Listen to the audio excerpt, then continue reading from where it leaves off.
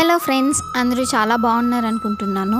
ఐశ్వర్యం అంటే నోట్ల కట్లు, లాకర్లోని తులాల బంగారం కాదు. ఇంటి గడపలో ఆడపిల్లల గజ్జల చప్పుడు ఐశ్వర్యం. ఇంటికి రాగానే చిరునవ్వుతో ఎదురొచ్చే భార్య ఐశ్వర్యం. ఎంత ఎదిగినా నాన్న తిట్టే తిట్లు ఐశ్వర్యం. అమ్మ చేతి భోజనం ఐశ్వర్యం. అవసరంలో ఆదరించే ప్రాణ స్నేహితుడు ఐశ్వర్యం. బుద్ధి కలిగిన బిడ్డలు ఐశ్వర్యం. బిడ్డలకు వచ్చే చదువు ఐశ్వర్యం. భగవంతుడిచ్చిన ఆరోగ్యం ఐశ్వర్యం. కాబట్టి మన ఐశ్వర్యం అంటే డబ్బులు, నగలు అనే భ్రమలో పడి మనం ఇవన్నీ మర్చిపోతున్నాం. కాబట్టి మీరు కూడా వీటి విలువను తెలుసుకొని మీ లైఫ్ని ఎంతో హ్యాపీగా ఉంచుతారని నేను అనుకుంటున్నాను. ఈ వీడియో మీకు నచ్చినట్టయితే కనుక లైక్ చేయండి, షేర్ చేయండి, సబ్స్క్రైబ్ చేసుకోండి. Thank you for watching.